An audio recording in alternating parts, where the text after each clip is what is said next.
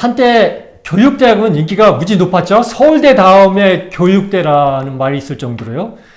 그런데 이제 사범대학이 먼저 인기를 떨어지다가 요즘 교육대학 인기가 점점 떨어진다는 뉴스가 자주 등장합니다. 지난달에도 초등학교 교사 안 할래요. 그래서 667명이 교대를 떠났다고 합니다. 계속 증가하고 있어요. 4년 새 3배가 늘었다고 그러니까요. 그리고 교사들도 떠납니다. 집꼬리 월급에 새내기 교사 430명이 작년에 떠났다고 그럽니다. 임용되기 어렵거든요. 임용고사에 합격을 해도요, 막 2, 3년씩 기다리고 그래요. 그렇게 어렵게 임용됐는데 교사 안 한다고 월급도 적고 근무 환경도 안 좋다 그러고 떠납니다. 이렇게 교사들의 인기가 점점 떨어지고 있죠. 특히 최근에는 이제 교사들에 대한 학부모들의 그 갑질로 뭐 극단적 선택하는 교사들도 등장하고 그러면서 교사 인권에 대한 문제도 커지고 있죠. 이렇게 교사에 대한 인기가 점점 떨어지고 있습니다. 여기에 교육대학에 대한 관심도 점점 줄어들고 있거든요. 그러니까 최근 조사에 의하면 대학 평균 1인 교육비가 연 1,948만 원이라고 합니다.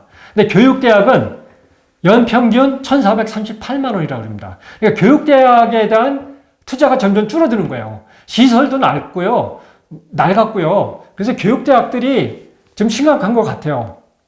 그래서 우리는 흔히 잘못 생각하고 있거든요. 저는 공영방송 KBS에서 근무했잖아요. 외부에서 가장 많이, 특히 이사들이나 국회 이런 데서 국회 감사 받고 이럴 때 보면은 국회의원들도 마찬가지고요. 이 이사들, 기자들이 가장 많이 하는 게 KBS 경영 방만하다, 뭘 줄여라, 이렇게 얘기하거든요. 그래서 제가 한 번 그렇게 얘기했습니다. 여러분들이 요구하는 것은 KBS가 공영방송으로서 국민한테 좋은 콘텐츠를 제공하는 게 목적이냐, 아니면 교육을 해서 이익을 내는 게 목적이냐, 이렇게 질문을 하거든요. 그래 한참 쳐다보더라고요, 저를. 이 공적 기관의 경영 효율화를 자꾸 내세우면은요, 공적 서비스의 질이 떨어질 수밖에 없습니다. 그러니까 이 대학 교육대의 평균 1인 교육비가 그것을 보여주죠. 이렇게 이제 교육대학부터 시작해서 이 교사에 대한 인기가 떨어지면은 어떤 문제가 생기냐? 교육의 질이 떨어집니다. 대한민국이 이렇게 발전한 것은요, 교육열이라고 다 인정을 하죠. 그 교육열의 핵심에 교사들의 수준에 있습니다. 저는 미국에서 4년을 살아봤잖아요. 거기는 교사 수준이 그렇게 높지 않습니다. 교사의 그 지적 수준이. 우수한 인재가 교사 직종에 그렇게 많이 안 가요. 한국은 그동안 교육대학교 인기가 제일 높았잖아요.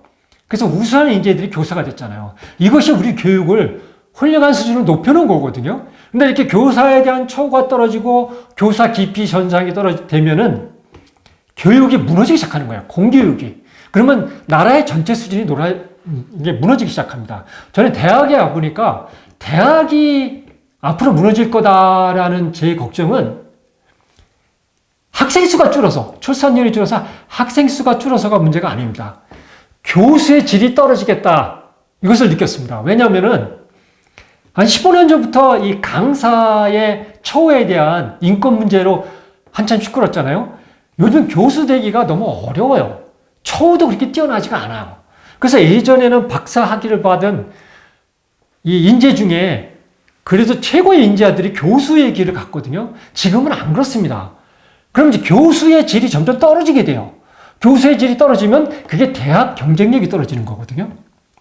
그래서 이 공무원도 마찬가지고요. 공무원도 자꾸 숫자질해라, 월급 많다, 사학연금 많다, 이러면 공무원의 질이 떨어집니다.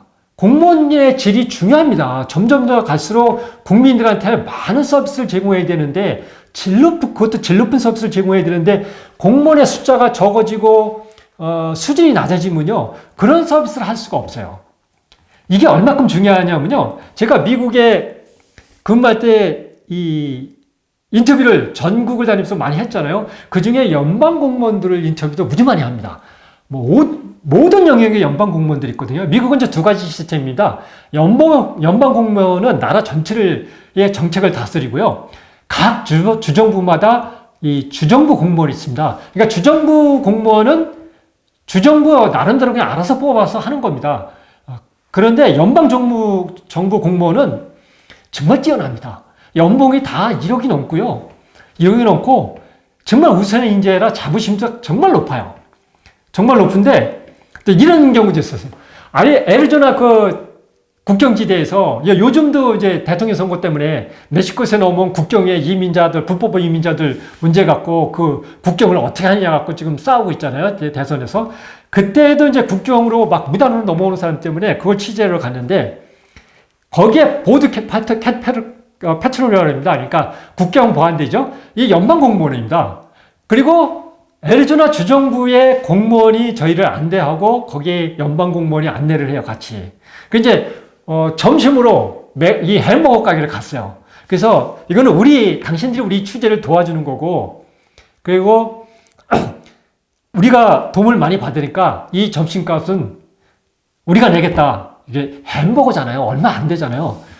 그런데 이 연방 공무원이 뭐라 그러는지 아십니까? 우리는 연방 공무원은 규정에 의해서 절대 1원도 고객한테 받을 수가 없다. 근데 이 친구는 된다. 이 친구는 그냥 주정부 공무원이에요. 주정부 공무원은 이 고객, 국민한테 대접을 받아도 되지만 연방 공무원은 그런 걸 받을 수 없다는 거예요. 그러니까 자부심이에요, 자기들. 이것이 미국을 이끌어간 거거든요. 미국의 평균 수준은, 국민들의 평균 수준은 우리의 절반의 절반도 안 됩니다. 근데 미국의 세계 최강이 된 것은 저는 이 연방 공무원도 우수한 연방 공무원이라 때문에 그렇다고 봅니다. 이만큼 인재가 중요해요. 그래서 이것이 교사의 인기가 떨어지는 걸 갖고 이 선생님들이나 이런 공무원의 문제를 얘기했지만 모든 조직이 똑같습니다. 그래서 오늘은 디지털 경제에서 인재가 얼마큼 중요한지 그걸로 한번 정리를 해드릴게요. 일시적 우위 시대라고 그랬잖아요. 어떤 상품이나 서비스도 시장의 시체도 이 카피 앤 페이스트, 복사해서 붙이기, 다른 회사가 금방 카피하기 때문에 일반 상품화가 된다 그랬잖아요. 일반 상품화는 우리 회사만의 독특한 기술과 방법으로 만들었던 것을 다른 회사도 카피해서 비슷하게 같이 만들 때 누구나 만드는 거. 그래서 고객이 우리 상품에만 흥분하지 않을 때 일반 상품화라고 그랬잖아요. 이것이, 그러니까 우리 회사가 언제 꺾어지기 시작하냐를 진단하는 것이 있습니다. 그래서 8가지 항목인데요. 앞에 6가지는 이 경제적인 상황입니다. 첫 번째가 나 스스로 우리 회사 제품을 구매하지 않는다. 그리고 두 번째가 투자를 더 많이 하는데도 예전처럼 이익이 나지도 않고 성장도 안 되는 거예요. 그리고 세 번째는 고객은 더 싸거나 더 좋은 해결책을 딴 데서 찾는 거예요. 딴 서비스에서. 그러면은 그때부터 우리 회사 제품은 서비스는 안 되는 거예요. 그리고 경쟁은 우리가 생각하지 않은 곳에 나타나요. 그러니까 예를 들면은 신문사의 경쟁은 예전에 신문사끼리였거든요. 그런데 2000년대 들어오면서 네이버 포털이 생기면서 신문사의 경쟁은 자기들끼리 경쟁이 아니라 네이버 포털 이런 온라인 업체와의 경쟁이 돼버렸죠. 그리고 고객은 더 이상 우리 서비스에 흥분을 하지 않아요. 예를 들면 아이폰이 나올 때 출시하면 막 밤을 새서 그거를 첫 번째 받으려고 그랬잖아요. 지금은 밤새지 않잖아요. 이게 흥분하지 않는 거예요. 이러면은 우리 회사가 꺾어지기 시작한다. 이렇게 하는 거고요. 이것이 이제 보통 회사의 이 사업적인 측면에서 얘기하는 거고요. 여기서 그 다음이 중요한 게 인재예요. 우리 회사는 더 이상 좋은 인재들이 찾는 일터가 아니에요. 그리고 우리 회사의 우수 인력들이 딴 회사로 떠나는 거예요. 이것으로 우리 회사의 주가가 계속 낮게 평가돼요. 이게 8가지 항목이 있는데 그 중에 인재가 제일 중요하다. 특히 디지털 시대에는 인공지능이 다 해주잖아요. 인공지능이 다 해줘도 결국은 그 인공지능을 이용해서 생산성을 높이고 새로운 일을 하는 것은 인간입니다. 인공지능 기술이 발달할수록 인간 중심의 사고는 훨씬 중요합니다. 그래서 오늘은 이 선생들에 대한 인기가 떨어지고요. 교육대학이 점점 더 낙후되고 있다. 이 뉴스를 보면서 디지털 시대, 인공지능 시대일수록 인재가 더 중요하다. 그래서 인간 중심의 사고를 하자. 이 말씀을 드렸습니다.